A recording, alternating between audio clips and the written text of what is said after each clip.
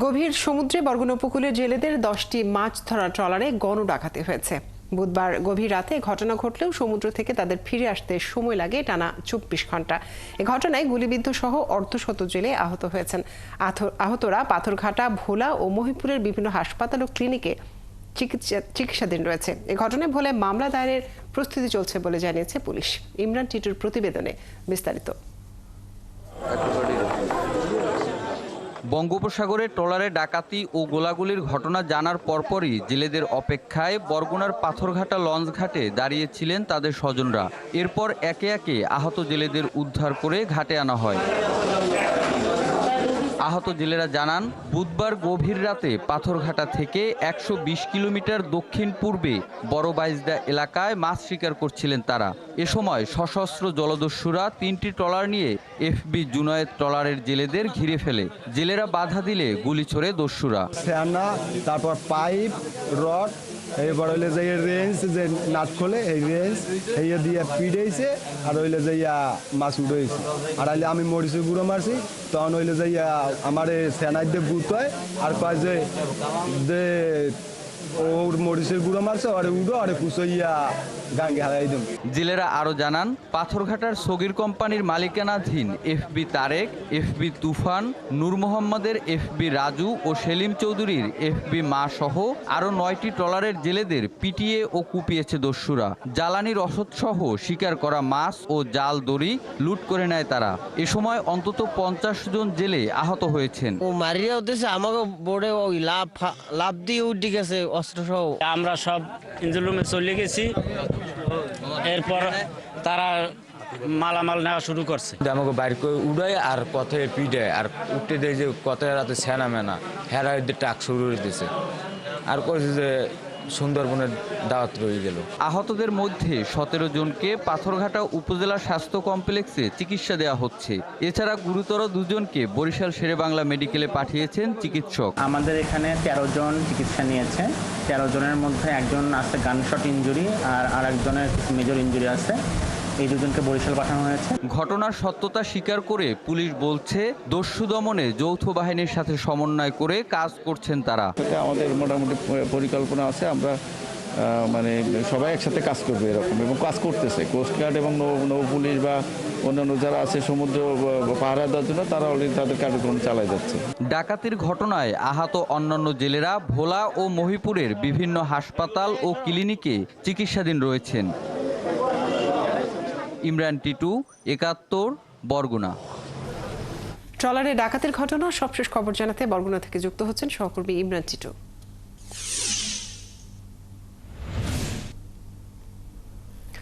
ইমরান, ডাকাতির ঘটনা বিস্তারিত জানাবেন, এবং ঘটনাটি তো ঘটেছে বুধবার গভীর রাতে, তো সেটা জানতে বৃহস্পতিবার রাত হলো কেন, এবং জেলেরা কেমন আছেন, কতটা আহত হয়েছেন, সবাইকে কি উদ্ধার করা গেছে কিনা জানাবেন।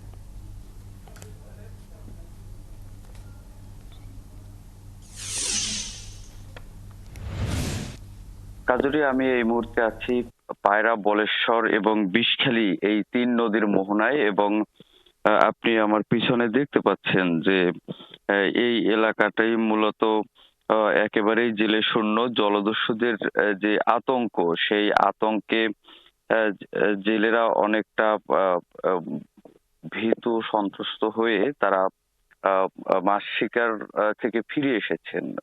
বেশিরভাগ জেলেরা, বিশেষ করে সুন্দরবন কেন্দ্রিক যেসব জেলেরা রয়েছেন, তারা গতকাল রাতেই ফিরে এসেছেন, এবং বুধবারের ঘটনা হবার পরে বৃহস্পতিবার জানার যে বিষয়টি, এটি মূলত জেলেরা বরগুনার পাথরঘাটা থেকে 120 কিলোমিটার দক্ষিণে মাছ শিকার করছিলেন।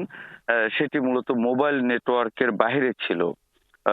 জেলেরা যখন হামলার শিকার হয়েছে, তার পরবর্তীতে তারা যখন মোবাইল নেটওয়ার্ক পেয়েছে, সেই পর্যন্ত এসে তারা সংশ্লিষ্ট যেসব ট্রলার মালিকরা রয়েছেন তাদেরকে তারা জানিয়েছেন, এবং এর পরবর্তীতে তাদেরকে উদ্ধারে আশেপাশে যেসব ট্রলার ছিল সেসব ট্রলারের সহায়তায় জেলেরা গতকাল রাতে একে একে ঘাটে ফিরতে থাকেন। এবং জেলেরা যেটি বলছেন যে এই জলদস্যুরা কোনো জলদস্যু বাহিনীর নাম বলেনি। তারা 3টি ট্রলার নিয়ে জেলেদের উপরে হামলা চালিয়েছে এবং তারা যেটি বলছেন যে এটি যদি বন্ধ করা না যায় তাহলে কিন্তু এই যে মৎস্য সম্পদ এটি হুমকির মুখে পড়বে। বিশেষ করে বরগুনা উপকূলে প্রায় 1 লাখ মানুষ মৎস্য পেশায় জড়িত। আপনি জানেন যে এখানে দেশের দ্বিতীয় সর্ববৃহত্তম মৎস্য অবতরণ কেন্দ্র রয়েছে এবং বাংলাদেশের বিভিন্ন জেলার জেলেরা এই এলাকাটিতে এসে মাছ শিকার করে এবং বরগুনার পাথরঘাটা বিএফডিসি ঘাটে সেই মাছ বিক্রি করে। তারা বলছেন যে যেই নতুন যে বাহিনী তৈরি হয়েছে এই বাহিনীর বেশিরভাগ জলদস্যুরা একেবারেই তরুণ। সেক্ষেত্রে যদি জলদস্যু দমনে র্যাবের হস্তক্ষেপ এমন দাবি করেছেন জেলেরা। কাজেরই ইমরান, আপনাকে অনেক ধন্যবাদ যুক্ত থাকার জন্য। দর্শক, বরগুনার ট্রলারে ডাকাতির ঘটনার সবশেষ খবর জানাচ্ছিলেন আমাদের সহকর্মী। যাচ্ছে পরের খবরে। কুষ্টিয়ার চুরির দায়ে সুরমান আলী নামে এক রিকশা চালককে পিটিয়ে হত্যার অভিযোগ উঠেছে। সুরমানের স্বজনরা জানান, হাকিম নামে এক ব্যক্তির বাড়ি থেকে 10 লাখ টাকা ও 4 ভরি স্বর্ণ চুরির অভিযোগে তাকে নির্যাতনের পর হত্যা করে ঝুলিয়ে রাখা হয়। শাহিন আলীর তথ্য ছবিতে প্রতিবেদন। নিহত সুরমানের স্বজনদের কান্না যেন থামছে না। স্বজনরা বলছেন, কুষ্টিয়া চরথানাপাড়া এলাকার বাসিন্দা সুরমান পেশায় রিকশা চালক। একই এলাকার সুদের ব্যবসায়ী ও হালিম বিক্রেতা হাকিমের সাথে তার অনেক দিনের বিরোধ ছিল। এর মধ্যে হঠাৎ চুরির অভিযোগ তুলে নির্যাতনের পর তাকে হত্যা করা হয়। পরে বাড়ির পেছনে টয়লেটের কার্নিশে ঝুলিয়ে রাখা হয় তার মৃতদেহ। আমার বাবার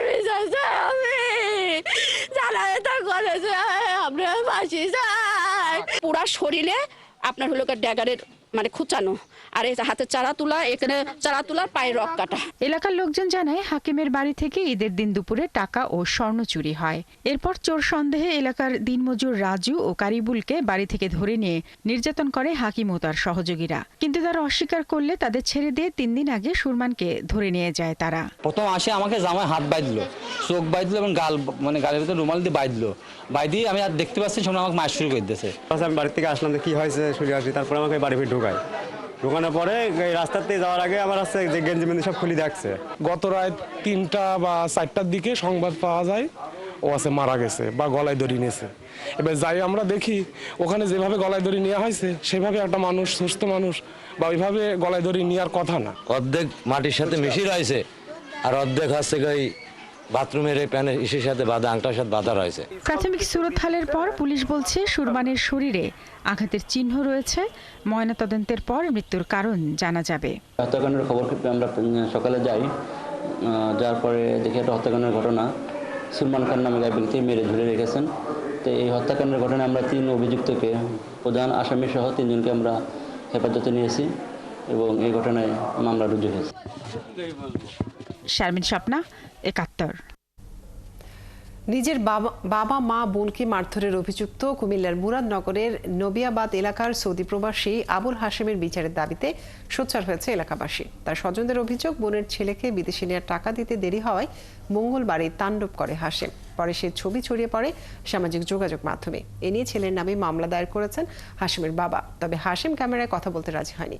কাজী ইনামুল হকের তথ্য ছবিতে প্রতিবেদন। কুমিল্লা জেলার মুরাদনগর উপজেলার পূর্ব ধৈর পশ্চিম ইউনিয়নের নবিয়াবাদ গ্রামের বৃদ্ধ আবুল কাশেম তার 4 ছেলে 2 মেয়ের মধ্যে 4 ছেলেই থাকেন সৌদি আরবে। এর মধ্যে বড় ছেলে আবুল হাশেম নিজ খরচে তার বোন ইসমতারার এক ছেলেকে 2024 সালে সৌদি আরব পাঠায়। কিন্তু 9 মাস পরেই সে দেশে ফেরত আসে। এরপরই বিদেশে যাওয়ার টাকা নিয়ে 2 ভাই বোনের ঝগড়া হয়। এ সময় বাবা মা থামাতে গেলে তাদের আঘাত করেন আবুল হাশেম। আবার আজকে বেগাল লইয়া বাইরেছে, বাইরে সাইডার পর আমারে গাড়ি জানালদা গাড়িটা দিছে ওরা ফিরছে গেছি। তারপরে আমি হাতটা করে আইয়া জায়গাটা লইয়া আইসে, ছুরিটা লইয়া আইসে। তো আমি করছি দৌড়টা গড়াই ঘুরছি, আইয়া সাইডা আমি দরজাটা আটকে লেছি। তারপরে আমার স্বামীর উপরে বাড়ি চলেছে। এরপর আমার একটা মায়া ছিল, মায়াটা ফিরাইছে পর মায়ের একটা বসি দিছে। মানে শুধু এই পারিবারিক বিষয় নিয়ে তারা ঝগড়া লাগলে এবারে মায়ের দূর করে, কারণ আমরা তো স্বামীর বাড়িতে চলে গেছি। ভাই এসে সাইডতে আমরা 4টা ভাই কিন্তু বাহিরে, আমার বড় ভাই ওইটা বাহিরে থাকে, কিন্তু আমার ওই 3 ভাই বাহিরে। আমার মার উপরে আমার ভাইয়ের উপরে অনেক নির্যাতন করছে। এখন আমার আব্বুর উপরে আমার আম্মুর উপরে যত নির্যাতন না হয় তার কারণে আমরা আইনের রাস্তা নিছি, বুঝলি। সম্প্রতি বাবা ও বোনের ওপর হামলার সেই ভিডিও সামাজিক যোগাযোগ মাধ্যমে ছড়িয়ে পড়লে সবার নজরে আসে বিষয়টি। ভুক্তভোগী বাবা জানান, শুধু মারধর নয়, হত্যার হুমকিও দিয়েছে আবুল হাশেম।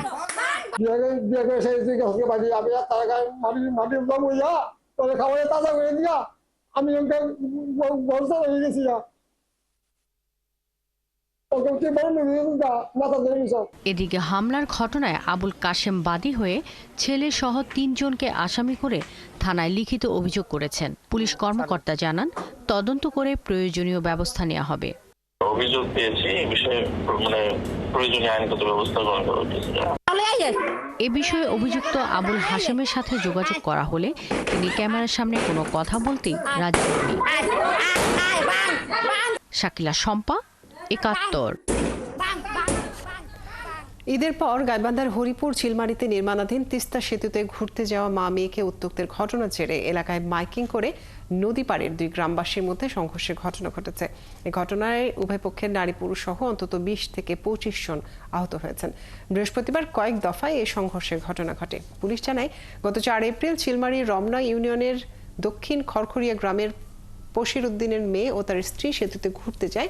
এ সময় গাইবান্ধার সুন্দরগঞ্জের হরিপুর ইউনিয়নের বিজয়, পাভেল ও সুমন নামের 3 যুবক তাদের উত্ত্যক্ত করে ও গোপনে ছবি তোলে। এতে মা মেয়ে প্রতিবাদ করলে ওই যুবকরা তাদের সাথে অশোভন আচরণ করেন। এ সময় স্থানীয় 2 ব্যক্তি এগিয়ে গেলে তাদেরও মারধর করে তারা। বিষয়টি জানাজানি হলে এলাকার লোকজন ক্ষিপ্ত হয়ে ওঠে এবং নদী পাড়ের গাইবান্ধা ও কুড়িগ্রামের 2 গ্রামের বাসিন্দাদের মধ্যে দ্বন্দ্বে জড়িয়ে পড়ে। খবর পেয়ে পুলিশ ও সেনাবাহিনীর একটি টিম ঘটনাস্থলে গিয়ে পরিস্থিতি নিয়ন্ত্রণে আনে।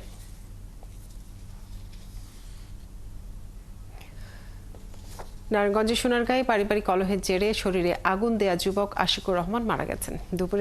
বৃহস্পতিবার দুপুরে জাতীয় বার্ন অ্যান্ড প্লাস্টিক সার্জারি ইনস্টিটিউটে চিকিৎসাধীন অবস্থায় তার মৃত্যু হয়। নিহত আশিকুর রহমানের বাড়ি উপজেলার শম্ভুপুরা ইউনিয়নের দড়িগ্রাও গ্রামে। সোনারগাঁ থানার ভারপ্রাপ্ত কর্মকর্তা মফিজুর রহমান জানান, পারিবারিক কলহের জেরে গত সোমবার নিজের শরীরে কেরোসিন ঢেলে আগুন দেন আশিকুর। এতে তিনি দগ্ধ হলে স্বজনরা তাকে ঢাকার হাসপাতালে ভর্তি করে। বৃহস্পতিবার দুপুরে তিনি মারা যান। তার মৃতদেহ ময়নাতদন্তের জন্য ঢাকা মেডিকেল কলেজ হাসপাতালের মর্গে রাখা হয়েছে। নিহত আশিকুর রহমান শম্ভুপুরা ইউনিয়ন যুবলীগের 8 নম্বর ওয়ার্ড যুবলীগের সাধারণ সম্পাদক ছিলেন। নগর নিয়ামতপুরে গাছ কাটাকে কেন্দ্র করে 2 পক্ষের সংঘর্ষে 2 জন নিহত হয়েছেন। এই ঘটনায় আহত হয়েছেন অন্তত 8 থেকে 10 জন। বৃহস্পতিবার সকালে উপজেলার চন্দননগর এলাকার বুধুরিয়া ডাঙ্গাপাড়া গ্রামে ঘটনা ঘটে। ঘটনায় জড়িত থাকায় 10 জনকে আটক করেছে পুলিশ। নিহতরা হলেন শরীফুল ইসলাম ও আজিজুল হক। পুলিশ জানায়, স্থানীয় বাসিন্দা সাইফুল ইসলাম ও লালচানের বুধুরিয়া এলাকায় পাশাপাশি জমি রয়েছে। সেই জমিতে গাছ লাগানোকে কেন্দ্র করে 2 পক্ষে বিরোধে জড়ায়। বৃহস্পতিবার সাইফুলের উপর হামলা করে প্রতিপক্ষের লোকজন। ঘটনাস্থলে শরীফুল ইসলাম নিহত হন আর আহত হন 8 থেকে 10 জন। এদের মধ্যে আহত আজিজুল ইসলামকে রাজশাহী মেডিকেলে নিলে চিকিৎসাধীন অবস্থায় তিনি মারা যান। এই ঘটনার পর 10 জনকে আটক করা হয়েছে। ফিলিস্তিনের গাজা ও রাফায় ইসরায়েলি হামলার বর্বরোচিত হামলা ও গণহত্যার প্রতিবাদে সারা দেশে প্রতিবাদ মিছিল করেছে বিএনপি। মুসলিম বিশ্বের নিষ্ক্রিয়তায় ক্ষোভ জানিয়ে বিশ্ববাসীকে জাগ্রত হবার আহ্বানও জানান নেতারা। একই সাথে ইসরায়েলি পণ্য বয়কটের দাবি জানানো হয়। সহকর্মীদের তথ্য ছবিতে প্রতিবেদন। গাজায় ইসরায়েলি হামলার প্রতিবাদে বিএনপির প্রতিবাদ ও সংহতি র্যালি কর্মসূচিকে কেন্দ্র করে বৃহস্পতিবার দুপুরের পর থেকেই খুলনার শিববাড়ি মোড়ে জড়ো হতে থাকেন বিএনপির নেতাকর্মীরা। হাতে ফিলিস্তিনের পতাকা, মাথায় ফিতে বেঁধে ও নানা প্ল্যাকার্ড হাতে দেন স্লোগান। নেতাকর্মীরা বলেন, বিশ্ববাসীকে জাগ্রত করতেই বিএনপির এই শান্তিপূর্ণ প্রতিবাদ। পাশবিক হত্যাকাণ্ড, সেই হত্যার প্রতিবাদে আমাদের এই সমাবেশ। জাতিসংঘের ভূমিকা বিতর্কিত। আমরা দেখছি ওআইসি গুরুত্বপূর্ণ দায়িত্ব পালন করছে না। ইসরায়েলি বাহিনীর অব্যাহত বর্বর হামলার প্রতিবাদ এবং নির্যাতিত ফিলিস্তিনিদের প্রতি সংহতি জানিয়ে র্যালি করেছে চট্টগ্রাম মহানগর দক্ষিণ ও উত্তর বিএনপি। এ সময় ইসরায়েলি পণ্য বয়কটের দাবি জানান তারা।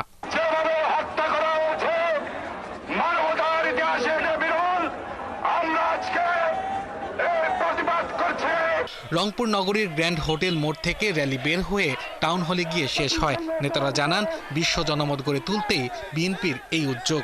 আমরা মনে করি এই ইসরায়েলি বর্বরতা হামলার এই নিন্দা করি এবং অবিলম্বে এই হামলা বন্ধ করার দাবি জানাচ্ছি। ফিলিস্তিনিদের প্রতি সংহতি জানিয়ে বরিশালেও বিএনপির র্যালি হয়েছে।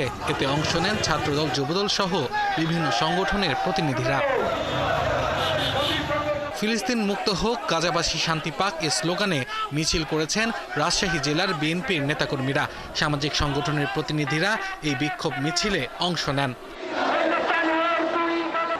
সিলেটের রাজপথেও নামেন বিএনপির নেতাকর্মীরা। তারা দ্রুত ফিলিস্তিন ও ইসরায়েলের রক্তক্ষয়ী যুদ্ধ বন্ধ করার দাবি জানান।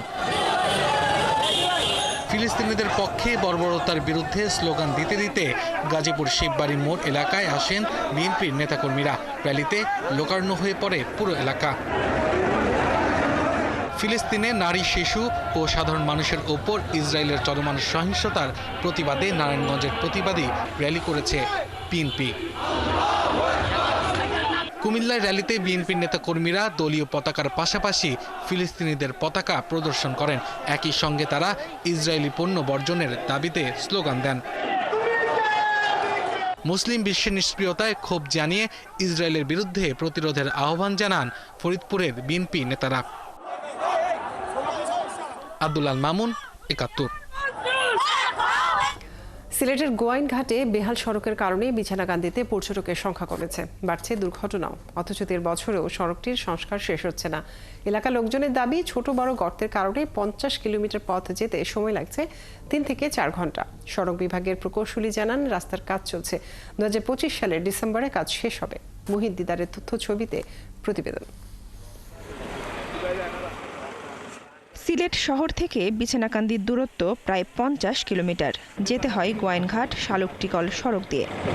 এই সড়ক আবার গোয়াইনঘাট উপজেলার পশ্চিম জাফলং, গোয়াইনঘাট সদর, লেঙ্গুড়া, বিছানাকান্দি, রুস্তমপুর, তোয়ারকুল ও নন্দীরগাঁও ইউনিয়নের প্রায় ২.৫ লাখ মানুষের চলাচলের একমাত্র রাস্তাও। এই পথ ব্যবহারকারীরা বলছেন, ছোট বড় গর্তের কারণে ৫০ কিলোমিটারের ১ ঘন্টার পথ যেতে সময় লাগছে ৩ থেকে ৪ ঘন্টা। আমি দেখতেছি প্রায় 10 বছর যাবত এই রাস্তাটার অবস্থা বেহাল দশা।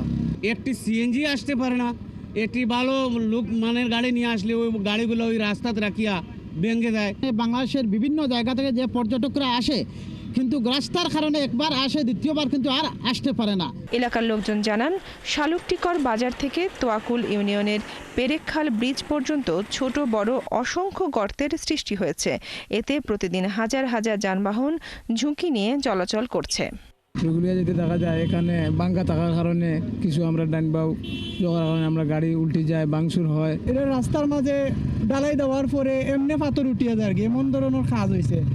এদিকে এলাকার একজন সাবেক জনপ্রতিনিধি জানিয়েছেন, রাস্তার কাজ শুরু হয়েছে, এক পাশ সড়কের কাজও শেষ হয়েছে, কিন্তু ঠিকাদাররা ঠিকমতো কাজ না করায় রাস্তা মেরামতের কাজ দীর্ঘ হচ্ছে। সদর দপ্তর থেকে সরাসরি আমাদের কাজগুলো মনিটরিং হচ্ছে না বিধায় স্থানীয় উপজেলা পর্যায়ের উনাদের শক্তি সামর্থ্য খুবই সীমিত। উনারা কাজগুলা নিয়ন্ত্রণ বা তদারকি করতে অসুবিধা হয়ে যায়। সড়ক বিভাগের প্রকৌশলী জানিয়েছেন, ২০২৪ সালের জানুয়ারিতে কাজ শুরু হয়। 2টি প্যাকেজে কাজ চলমান রয়েছে। ২০২৫ সালের ডিসেম্বরে রাস্তার কাজ শেষ হবে। স্থানীয় গাড়িগুলো চলাচল করার স্বার্থেই আমরা নির্বিঘ্নে রাস্তা করে যেতে পারছি না। তাদেরকেও চালাতে হচ্ছে, আমাদেরকেও চলতে হচ্ছে, যার কারণে এখানে একটু ঠিকাদারের সময় বেশি লাগে। আমরা আশা করছি প্রাকৃতিক দুর্যোগ বড় মাপের না হলে আমরা ডিসেম্বরের মধ্যেই কাজটা শেষ করে ফেলতে পারব। সিলেটের পর্যটনের অন্যতম বিছনাকান্দি। এলাকার লোকজন মনে করছেন, রাস্তার কারণে কমছে পর্যটকের সংখ্যা। বনশ্রী হালদার, ৭১। সিলেটের বেহাল পর্যটনের সড়কের বিষয়ে কথা বিস্তারিত জানাতে আমাদের সাথে যুক্ত হচ্ছেন সহকর্মী মুহিত দিদার।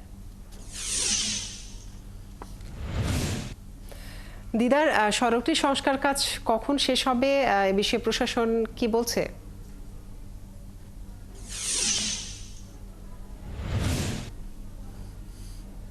ধন্যবাদ।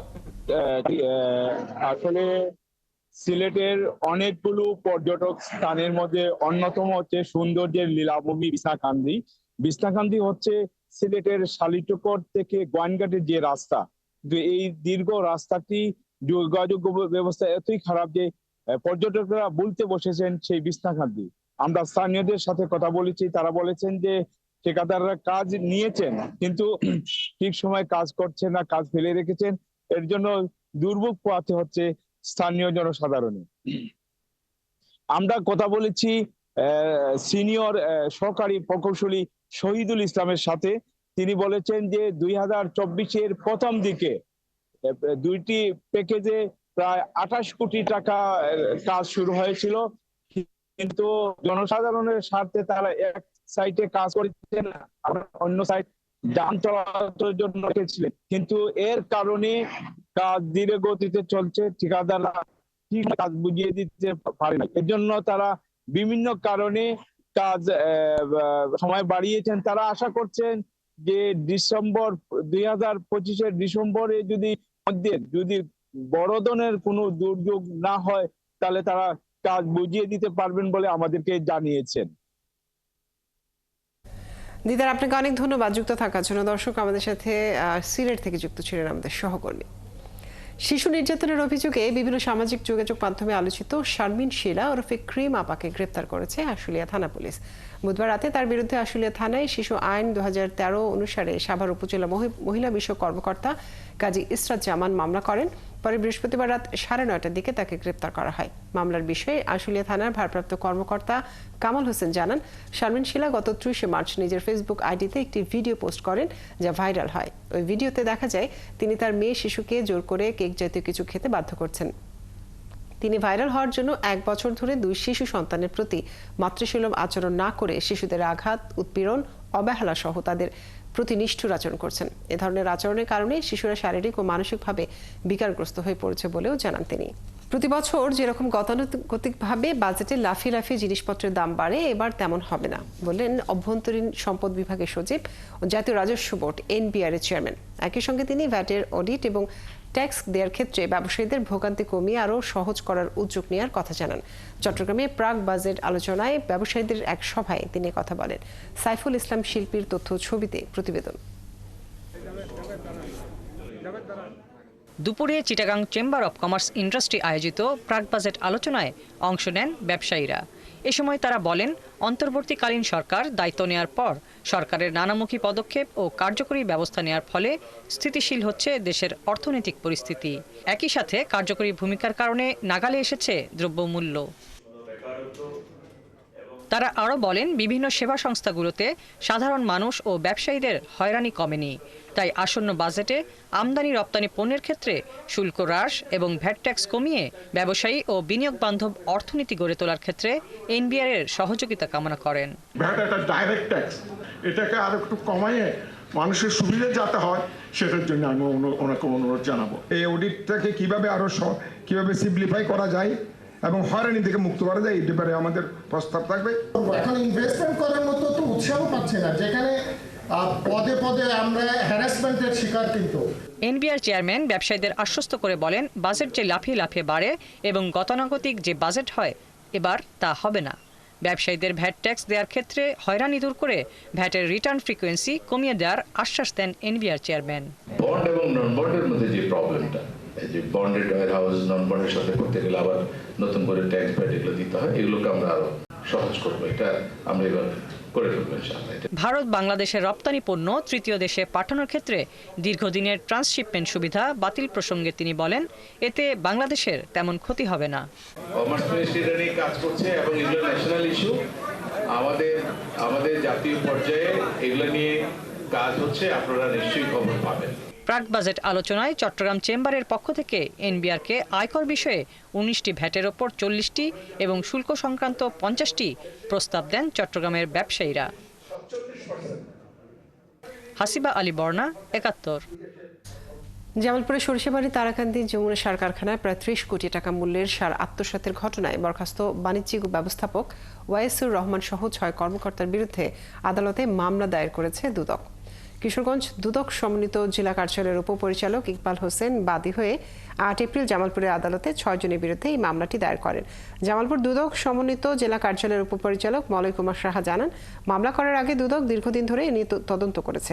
মামলায় বলা হয়, আসামিরা পরস্পর যোগসাজশে ক্ষমতার অপব্যবহার করে ও মিথ্যা তথ্য দিয়ে যমুনা ফার্টিলাইজার কোম্পানির 18,916 মেট্রিক টন ইউরিয়া সার আত্মসাৎ করে, যার সরকারি মূল্য 29,95,97,000 টাকা।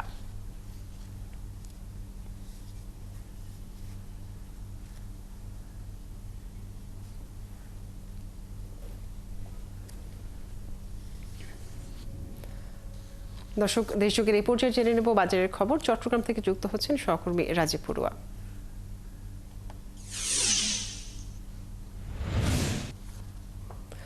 রাজীব, বাজারে সবজি সহ নিত্যপণ্যের দাম নিয়ে ক্রেতারা কি বলছেন? প্রশাসনের পক্ষ থেকে মনিটরিং ব্যবস্থা কেমন রয়েছে?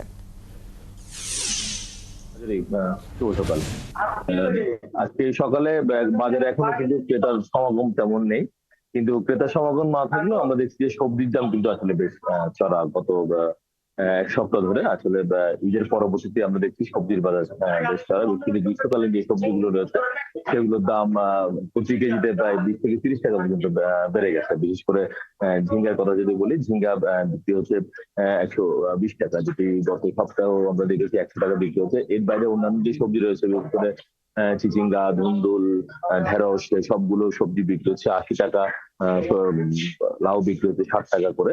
শুধু আলুর দামটা কিছুটা এখনো নিয়ন্ত্রণ আছে, যেটি বিক্রি হচ্ছে 30 থেকে 35 টাকা, টমেটো বিক্রি হচ্ছে 40 টাকা। আর এর বাইরে কমেছে লেবুর দাম। লেবু যেখানে গত সপ্তাহে যেসব লেবু আমরা দেখেছি প্রতি পিস যেখানে 30 টাকা বিক্রি হতো বিশেষ করে ঈদের আগে, সেই লেবু এখন কমে গেছে। বড় লেবু বিক্রি হচ্ছে 12 থেকে 15 টাকা করে, ছোট লেবু 5 থেকে 7 টাকা করে বিক্রি হচ্ছে।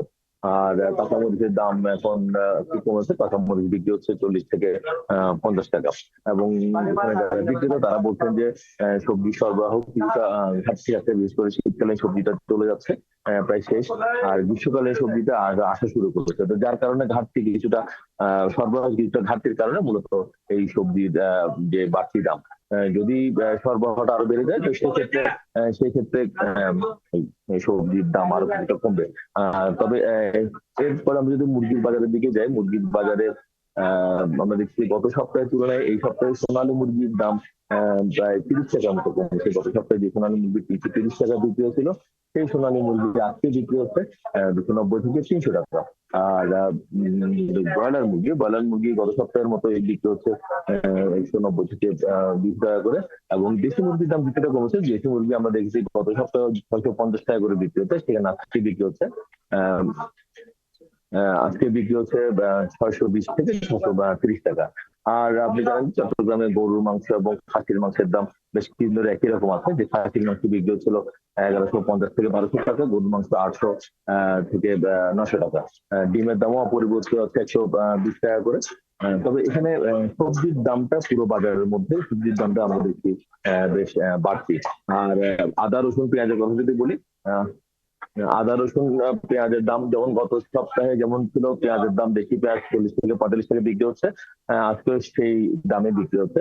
বরং রসুনের দাম কিছুটা কমেছে। রসুন গত সপ্তাহে ছিল 230 থেকে 40 টাকা, সেখানে রসুন বিক্রি হচ্ছে 210 থেকে 220 টাকা।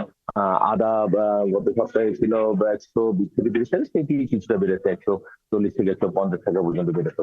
তবে আমরা সামগ্রিকভাবে যদি বাজারে অবস্থা দেখি, সেখানে আমরা দেখি সবজির দামটা কিছুটা বাড়তি। আর এর মধ্যে আসলে মনিটরিং এর বিষয়টি আমরা কিছুটা কম দেখছি, বিশেষ করে কাঁচা বাজারের ক্ষেত্রে। এবং যেহেতু আপনি জানেন পুরো রমজান যুগে আসলে মনিটরিং ব্যবস্থাটা ছিল, কিন্তু ঈদের পরবর্তীতে এখনো পর্যন্ত আসলে এরকম বাজার মনিটরিং এর যে বিষয়টি সেটি আসলে আমরা রোজার মধ্যে মনিটরিং থাকলেও এখন আর সেই মনিটরিং ব্যবস্থাটা নেই। রাজীব, আপনাকে অনেক ধন্যবাদ যুক্ত থাকার জন্য। দর্শক, চট্টগ্রামের বাজারের খবর জানাচ্ছিলেন আমাদের সহকর্মী রাজীব পড়ুয়া। ঈদের আগে সবজির দাম স্থিতিশীল থাকলেও বাজারে বিভিন্ন ধরনের সবজির দাম এখন কিছুটা বেড়েছে। ক্রেতারা বলছেন গেল সপ্তাহের তুলনায় এই সপ্তাহে গ্রীষ্মকালীন সবজির দাম কেজিতে 10 থেকে 20 টাকা পর্যন্ত বেড়েছে। ঈদের আগে করলার কেজি 50-60 টাকা থাকলেও এখন বেড়ে 70 থেকে 80 টাকায় বিক্রি হচ্ছে। বিক্রেতারা বলছেন আবহাওয়ার প্রভাব, সরবরাহের পরিমাণ ও চাহিদার ভিত্তিতে সবজি সহ নিত্যপণ্যের দাম ওঠানামা করে। এদিকে দাম স্থিতিশীল রাখতে ঈদের পরও বাজার তদারকি জোরদার রাখার আহ্বান জানিয়েছেন ভোক্তারা। এই পর্যায়ে জেনে নেব বাজারে আরো খবর। আমাদের সাথে বরিশাল থেকে যুক্ত হচ্ছেন সহকর্মী বিধান সরকার।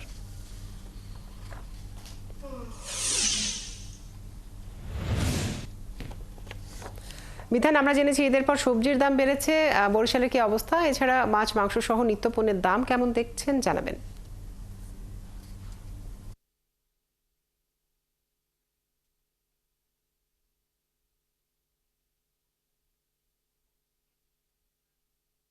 নতুন বাজারে দাঁড়িয়েছি, নগরীর একটি ব্যস্ততম বাজার, একটি নতুন বাজার, এবং এখানে আমরা দেখেছি কুমড়োর কেজি এখন 25 টাকা বিক্রি হচ্ছে, সবচেয়ে কম আছে কেবল কুমড়োর কেজি। আর আলুর কেজি বিক্রি হচ্ছে 20 টাকা। আলুর দাম রমজানের সময় কিছুটা বৃদ্ধি পেয়েছিল বা 25 টাকা হয়েছিল, সেটি এখন কমে 20 টাকা হয়েছে, বিক্রি হচ্ছে। আর অপরদিকে আরেকটি বিষয় যে পটল, যেটি 40 টাকা ছিল, সেই পটলটা আজ 80 টাকা কেজি ধরে বিক্রি হচ্ছে, কারণ পটলের সরবরাহ কম। তো সব মিলিয়ে আমরা বলতে পারি যে এখানে ব্যবসায়ীদের সাথে যে কথা বলে জানতে পেরেছি, তারা বলছেন যে রমজানের মধ্যে বা বাজারের আসলে সবজি সরবরাহ এই স্থানীয় বাজারে বেশি ছিল এবং ঢাকাতে সবজি যায়নি। এখন এই যে স্থানীয় বাজারের সবজিটা পাচ্ছে না, তারা ঢাকাতে চলে যাচ্ছে, যেহেতু ঈদের পরে মানুষজন সেই রাজধানীতে আবার কর্মস্থলে ফিরে গেছে, যার ফলে সেখানে চাহিদা বেড়েছে শাক সবজি থেকে শুরু করে সব ধরনের পণ্যের, এবং সেজন্য তারা এখানে বরিশালের যে পাইকারি মার্কেটে এখানে সবজি কম আসছে এবং শাকও কম আসছে। এবং এখানে শাকের যে বিষয়টি, যেটি আটি প্রতি 2-3 টাকা বৃদ্ধি পেয়েছে, এবং এই সময় শাকের দাম আসলে কমে আসার কথা। আমরা যদি বলি কলমি শাক এটি 10 থেকে 15 টাকা বা আটি বিক্রি হচ্ছে, বা লাল শাকও 10 থেকে 15 টাকা আটি বিক্রি হচ্ছে। শাক বিক্রি তারা বলছেন যে আসলে খরা চলছে, দীর্ঘদিন ধরে বৃষ্টি নেই, অনাবৃষ্টির কারণে শাক আসলে পানি টেনে কৃষকদের শাক ফলাতে হচ্ছে, সবজি ফলাতে হচ্ছে, যার ফলে এলাকা দাম পড়ছেই বাজারে। তবে পেঁয়াজের কেজি 40 টাকাই আছে, পেঁয়াজের কেজি বৃদ্ধি হয়নি। তবে ডিমের দামও 52 টাকা, বা যে আপনার যেটি পোলট্রি সেটি 52 টাকা 51 টাকা বিক্রি হচ্ছে, বা হাঁসের ডিম বিক্রি হচ্ছে 70 টাকায়, এটিও বাড়েনি। তো সব মিলে আমরা বলতে পারি যে চালের দাম কিন্তু কেজিতে 2 থেকে 3 টাকা বেড়েছে। চাল ব্যবসায়ীরা সে কথাই বলছেন যে মিনিকেট সেটি বিক্রি হচ্ছে আপনার 82 থেকে 83 টাকা, আর হলো যে অপরটি যেটি সরু চাল সেটি বিক্রি হচ্ছে আপনার 65 টাকা কেজি ধরে। এই চালের দাম 2 টাকা বৃদ্ধি পেয়েছে।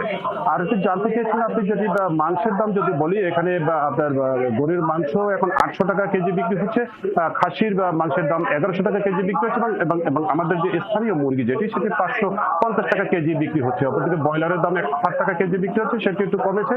আর এই যে যারা বলছেন মাংস বিক্রেতারা যে এটি আর একটু কমে আসবে, বা তবে মাছের বাজারে কিন্তু আকাল। আপনি জানেন যে এখানে এখন কিন্তু আপনার ইলিশের যে জাটকা, যে নিধন, যে রোধে যে একটা চলতেছে, অভিযান চলতেছে সপ্তাহে, যার ফলে জেলেরা নদীতে যাচ্ছে না এবং ইলিশ নেই। ইলিশের দাম যেটি আছে, যেগুলো ফ্রিজিয়ান ছিল, সেগুলো আসলে চড়া দামে বিক্রি হচ্ছে। আর অপরদিকে যে মাছ যেগুলো রয়েছে, এবং লোকাল মাছ, যে রমজানের সময় মাছ কিছুটা সরবরাহ কমছিল, এখন আবার বিধান, ধন্যবাদ। আমরা যেমনটা জানছিলাম যে জেলেরা যাচ্ছে না নদীতে, যে কারণে মাছের দাম বাড়তি, আপনি তেমনটি বলছিলেন।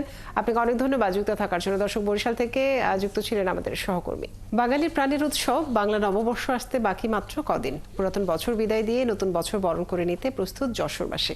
ইতিহাস অনুসারে এই শহর থেকে শুরু হয়েছিল দেশের প্রথম মঙ্গল শোভাযাত্রা।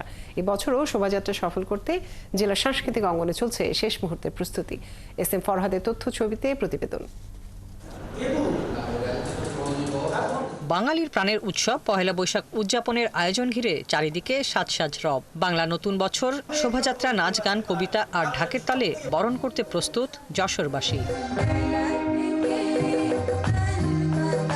জেলার সাংস্কৃতিক অঙ্গনে বর্ষবরণের প্রস্তুতি মাসখানেক আগে শুরু হলেও এখন চলছে 30টি সংগঠনের শেষ মুহূর্তের মহড়া। বিবর্তন যশোরের আঙিনায় আমাদের ছেলেমেয়েরা সারাদিন এখন রিহার্সাল করছে। প্রস্তুতি হিসেবে বিবর্তনে প্রত্যেকদিনই রিহার্সাল চলছে। আমরা বিকেল থেকে কাজ শুরু করছি, রাত পর্যন্ত চলছে। প্রতি বছরই আমরা যশোর পৌর উদ্যানে প্রভাতী অনুষ্ঠানের মাধ্যমে আমাদের অনুষ্ঠান শুরু করি। শিল্পী মাহবুব জামাল জামিমের হাত ধরে এই শহর থেকে দেশে প্রথম শুরু হয়েছিল নববর্ষের শোভাযাত্রা। তিনি জানান, এবারের শোভাযাত্রা সাজানো হবে পরিবেশ বান্ধব, প্রকৃতি রক্ষায় সচেতনতামূলক বিভিন্ন অনুষঙ্গ দিয়ে। কখনো যেন যুদ্ধাস্ত্র না কেউ মনে করে এবং রাজনৈতিক বিষয় না মনে করে, এটা নিয়ে অত মাতামাতি করার দরকার নেই। আমি বলেছিলাম যে আমরা বর্ষবরণ শোভাযাত্রা নামকরণ করছি। শুরুতে একটা শিশু যেমন জন্ম হয়, বর্ষবরণ শোভাযাত্রা মানে এই একটা মিনিংফুল, তাই না, মানব শিশুর মতন একটা অর্থবহ। শহরের পৌর উদ্যান, টাউন হল মাঠ, নবকিশোরা স্কুল মাঠ, মুসলিম একাডেমি স্কুল মাঠ সহ নানা প্রান্ত এবারও নতুন আঙ্গিকে সাজিয়েছে সাংস্কৃতিক সংগঠনগুলো। প্রতিটি সংগঠনে এখন সাজ রব চলছে। নাচ গান নাটক কবিতার রিহার্সেল চলছে, সেই সাথে অনুষ্ঠানকে বর্ণিল করবার জন্য সাজসজ্জার কাজ চলছে। এদিকে বর্ষবরণ উদযাপনে নিরাপত্তা ব্যবস্থা সহ নানা প্রস্তুতি নিয়েছে জেলা প্রশাসন। তবে এসএসসি পরীক্ষার কারণে রাত ৮টার মধ্যে সব ধরনের অনুষ্ঠান শেষ করার অনুরোধ করা হয়েছে।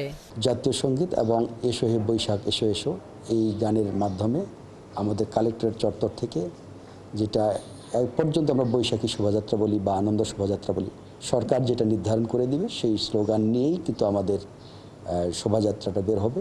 পুরনো বছরের জঞ্জাল ধুয়ে মুছে নতুন বছরের নতুন উদ্দীপনায় জীবন রাঙাতে এখন চৈত্রের প্রহর গুনছেন সংস্কৃতি প্রিয় বাঙালিরা।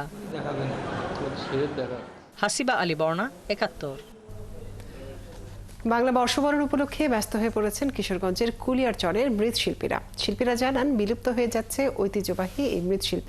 সারা বছর তাদের হাতে কাজ থাকে না, শুধু বৈশাখের কাছাকাছি সময়ে কিছু জিনিসপত্র তৈরি করেন। আলামিন টিটুর তথ্য ছবিতে প্রতিবেদন। বৈশাখী মেলা সামনে রেখে উপজেলার দুয়ারিয়া গ্রামের কুমারপাড়ার শিল্পীরা কাদামাটি দিয়ে নান্দনিক কারুকার্য ও বাহারি নকশায় হাতি, ঘোড়া, মাছ ও পুতুল তৈরিতে মগ্ন। শিল্পীরা জানান, আগে মাটির তৈরি জিনিসপত্র ব্যবহার করা হলেও বর্তমানে এর চাহিদা নেই। এরপরও বাপদাদার এই পেশা ধরে রেখেছেন তারা। এছাড়াও রয়েছে তাদের পুঁজির অভাব। সব মিলে ভালো নেই এই মৃৎশিল্পীরা। এই জিনিসটা লুপ্ত হয়ে গেছে না, জিনিসটা কিছু আছে মানে, আর দু পুঁজি থাকতো বানায় একদম টাল দিয়ে তৈরি দিতাম। আগে তো কচুরি করতো, যেমন কষে এমন তো বেরিয়ে গেছে, হারে সিধা করে আর খায় লাগছে, নাও লাগিয়ে রয়েছে। প্রায় ঘরে ঘরে সবাই বানাইতো, এখন তো দেখতেছি যে আসলে এটার মনে হয় বেশি একটা চাহিদা নেই, যার কারণে এখন বেশি একটা বানানো আর কি। এই শিল্প টিকিয়ে রাখতে প্রয়োজনীয় ব্যবস্থার কথা জানালেন প্রশাসনের কর্মকর্তারা। তারা তাদের তৈরিকৃত জিনিসগুলো বিক্রি না করতে পারার কারণে তাদের আসলে আর্থিকভাবে তারা ক্ষতির সম্মুখীন হচ্ছেন। তাদের জন্য আসলে কিছু করা যায় কিনা এটি চেষ্টা করব। এখনো মৃৎশিল্পের কাজ করেন কিশোরগঞ্জের কুলিয়ারচরের হাতে গোনা কয়েকটি পরিবার। নূর তাজমিন নীর, ৭১। যেমনটি দেখছিলাম, বাংলা বর্ষবরণ উপলক্ষে ব্যস্ত হয়ে পড়েছেন কিশোরগঞ্জের ভৈরবের কুলিয়ারচরের মৃৎশিল্পীরা। এ বিষয়ে আরো বিস্তারিত জানাতে যুক্ত হচ্ছেন সহকর্মী আলামিন টিটু। আলামিন, মৃৎশিল্পীদের সহায়তায় কি ধরনের উদ্যোগ নিচ্ছে প্রশাসন, এবং এখন পর্যন্ত কোথায় কোথায় তাদের পণ্য গেছে এবং যাচ্ছে, কি তাদের নিয়ে ভবিষ্যৎ কি পরিকল্পনা রয়েছে প্রশাসনের?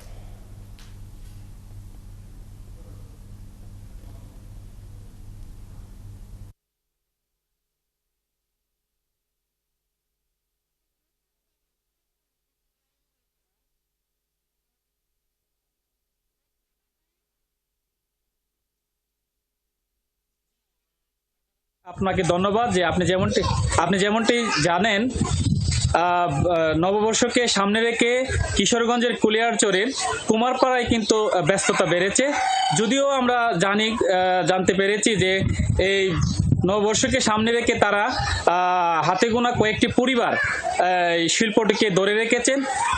যদিও এই শিল্পটি কালের বিবর্তে আজ বিলীন হওয়ার পথে, কেননা আধুনিক পণ্য সামগ্রী ব্যবহারের ফলে, অর্থাৎ মানুষের রুচিবোধ পাল্টে যাওয়ার কারণে কিন্তু প্লাস্টিক, অ্যালুমিনিয়াম এবং মেলামাইনের সামগ্রী ব্যবহার করছে মানুষজন। ফলে কিন্তু আগের তুলনায় চাহিদা কমে গেছে এই মাটির তৈরি তৈজসপত্রের। ফলে কিন্তু তারা আশানুরূপ বেচাকেনা করতে না পারায় এক সময় যেখানে সারা বছর তারা ব্যস্ত থাকতেন, এখন কিন্তু তারা শুধুমাত্র হাতে গোনা কয়েকটি উৎসব এবং নববর্ষকে সামনে রেখেই কাজ করে যাচ্ছেন। তো এছাড়াও কিন্তু তাদের সাথে আমরা কথা বলে যেমনটি জানতে পেরেছি, তাদের রয়েছে প্রয়োজনীয় সরকারি বেসরকারি পৃষ্ঠপোষকতার অভাব, রয়েছে পুঁজির অভাব। ফলে কিন্তু এই এক সময়ের সুদিনের মৃৎশিল্পে বইছে দুর্দিন। সব মিলে অভাব অনটনের মধ্যে দিন কাটছে তাদের। তো তাদের দাবি, যদি এই শিল্পটাকে বাঁচিয়ে রাখতে চায় সরকার, তাহলে যেন সরকারি পৃষ্ঠপোষকতা সহ সহজ শর্তে ঋণ কিংবা সুদমুক্ত ঋণের ব্যবস্থা করে সরকার, এমনটাই প্রত্যাশা করেন তারা। তো এই আলামিন, আপনাকে অনেক ধন্যবাদ যুক্ত থাকার জন্য। দর্শক, কিশোরগঞ্জের ভৈরবের মৃৎশিল্পীদের খবর জানাচ্ছিলেন আমাদের সহকর্মী।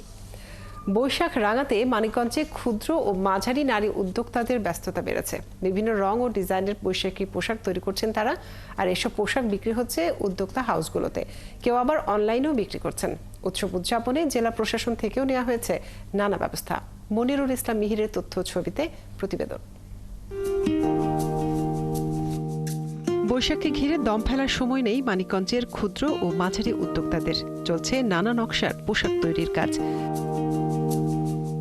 বৈশাখ রাঙিয়ে তুলতে নানা বয়সের মানুষের জন্য রঙিন পোশাক তৈরি করছেন উদ্যোক্তারা। হাতে তৈরি পোশাক, ব্লক প্রিন্ট, বাটিক, নকশি কাঁথা এবং অন্যান্য লোকশিল্পের মাধ্যমে বৈশাখের ঐতিহ্য তুলে ধরছেন। বৈশাখটা যেহেতু গরমে, সেজন্য আমরা সুতিটার উপরেই ফোকাসটা করেছি বেশি।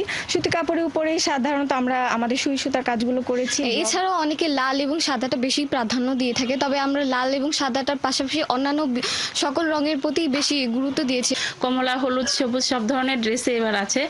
তো গতানুগতিক বৈশাখে আমরা এবার যাইনি। আমরা নিজস্ব ডিজাইনে কাজ করি, তা আমরা চিন্তা ওইটাই যে হ্যাঁ আমাদের নিজেদের ডিজাইন দিয়ে সুন্দর করে রঙের, আর বৈশাখের তো আসলে কোনো রং নেই, যে কোনো রঙেই বৈশাখ। সাদা লাল রং ছাড়াও উজ্জ্বল সব রঙকে প্রাধান্য দেওয়া হচ্ছে বৈশাখী পোশাক তৈরিতে। এছাড়া গরমের কথা মাথায় রেখে সুতি, খাদি, লিনেন এবং আরামদায়ক কাপড় বেছে নিচ্ছেন তারা। আগে যেমন আমরা বৈশাখের উপলক্ষে আমরা লাল সবুজের কাজ করতাম, এখন কোনো নির্দিষ্ট কালার নেই। আমাদের ফ্যাব্রিক্সগুলো আপনার 100% কটন, বিভিন্ন ডিজাইনের, তবে রুচিসম্মত। আমাদের হাফ সিল্কের উপরে ব্লকের বিভিন্ন টাইপের ডিজাইনের অ্যাপ্লিক বা নতুন টাইপের ডিজাইনের শাড়িগুলো আসছে আর কি। এদিকে বৈশাখ উদযাপনে জেলা প্রশাসন থেকেও নেওয়া হয়েছে সাইকেল শোভাযাত্রা, মঙ্গল শোভাযাত্রা, লাঠি খেলা, ঘুরে উৎসব সহ নানা কর্মসূচি। বিভিন্ন উপজেলায়ও উপজেলা নির্বাহী কর্মকর্তাগণকে আমরা নির্দেশনা দিয়েছি, ওনারাও সংশ্লিষ্ট উপজেলায় এইরকম কার্যক্রম আয়োজন করবে। আমাদের আরও অন্যান্য বিভিন্ন প্রতিষ্ঠান বিশেষ ধরনের কার্যক্রম করবে, যেরকম ঘুরি উৎসব আছে, পিঠা উৎসব আছে, এইরকম। এছাড়া বৈশাখ উপলক্ষে মানিকগঞ্জ সরকারি বালক উচ্চ বিদ্যালয় মাঠে 10 দিনের লোকজ মেলা ও সাংস্কৃতিক উৎসবের আয়োজন করা হয়েছে। মনিরা কাজুরি, ৭১। বাগেরহাটের মোরেলগঞ্জের শ্রীধাম লক্ষ্মীখালী গোপাল চাঁদ সাধু ঠাকুরের ধামে শুরু হয়েছে 3 দিনের মতুয়া মেলা ও বারুণী স্নান উৎসব। ভক্তদের নিশান, ডাঙ্গা, ঢোলের বাদ্যে মুখর হয়ে ওঠে 103তম এই আয়োজন। মতুয়া সম্প্রদায়ের হাজার হাজার ভক্ত এই মেলায় অংশগ্রহণ করেছেন। এনামুল হকের তথ্য ছবিতে প্রতিবেদন। বৃহস্পতিবার সকাল থেকে দেশের বিভিন্ন এলাকা থেকে ডঙ্কা, ঢাক, ঢোল, ঝাঁজ, কাসর, দোতারা সহ বিভিন্ন বাদ্যযন্ত্র বাজিয়ে মুখে হরিনাম করতে করতে মেলায় আসেন ভক্তরা। সবার গন্তব্য মোরেলগঞ্জ উপজেলার জিউধরা ইউনিয়নের লক্ষ্মীখালী গোপাল চাঁদ ঠাকুরের মন্দির চত্বরে। 200 বছরের পুরনো ঐতিহ্য এই মেলাটি এলাকায় গোপাল সাধুর মেলা নামে পরিচিত। এলাকাবাসী জানান, হিন্দু ধর্মাবলম্বীরা বাংলা 1328 সাল থেকে এখানে বারুণী স্নানের ও মেলার আয়োজন করে। এখানে প্রতি বছরই আমরা আসি, মনের ইচ্ছা পূরণ হয় এখানে স্নান করলে। মতুয়া আদর্শ এবং মতুয়া মতের যে কিছু পাওনা, সেই পাওনা আমরা পেয়ে থাকি বলে এখানে আসি। ঈশ্বরের কাছে প্রার্থনা করি সবাই যেন ভালো থাকে, আমাদের এই দেশের অবস্থা যেন খুব তাড়াতাড়ি ভালো হয়। মেলায় নানা পোস্টার নিয়ে বসেছেন দোকানিরা। হরিচাঁদ ঠাকুরের 214তম আবির্ভাব স্বর্ণোৎসব উপলক্ষে 3 দিনের এই মাতোয়া মেলা শুরু হয়েছে। ভগবানের নামে আমরা জায়গায় দল নিয়ে আসছি। গোপাল চাঁদের মহিমা যা আবির্ভাব হয় সেগুলো নিজ চোখে দর্শন করার জন্য পবিত্র স্থানে ঘুরতে আসছি, শ্রী শ্রী হরিচাঁদ ঠাকুরের দর্শন করতে আসছি। ঠাকুর যেন পূর্ণ করে, আমরা যেন ভালো থাকতে পারি। আয়োজকরা জানান, প্রতি বছর পুণ্যার্জন করতে এখানে লাখো মানুষ জড়ো হন। 103তম বারুণী উৎসবে 5 থেকে 7 লক্ষ লোকের আয়োজন হয়, যেটা এই কামনা সাগরে পূর্ণ স্নান হয়। এই মেলা শান্তিপূর্ণভাবে শেষ করতে নেওয়া হয়েছে কঠোর নিরাপত্তা ব্যবস্থা। মাননীয় পুলিশ সুপার মহোদয়ের নির্দেশনায় আমরা জেলা পুলিশ এখানে ডিউটি করছি। ডিউটি এখানে শান্তিপূর্ণভাবে ডিউটি হচ্ছে, কোনো অপ্রীতিকর ঘটনা ঘটে নাই, আইন শৃঙ্খলা পরিস্থিতি খুব স্বাভাবিক। মেলা চলবে আগামী শনিবার পর্যন্ত। আব্দুল আল মামুন, ৭১।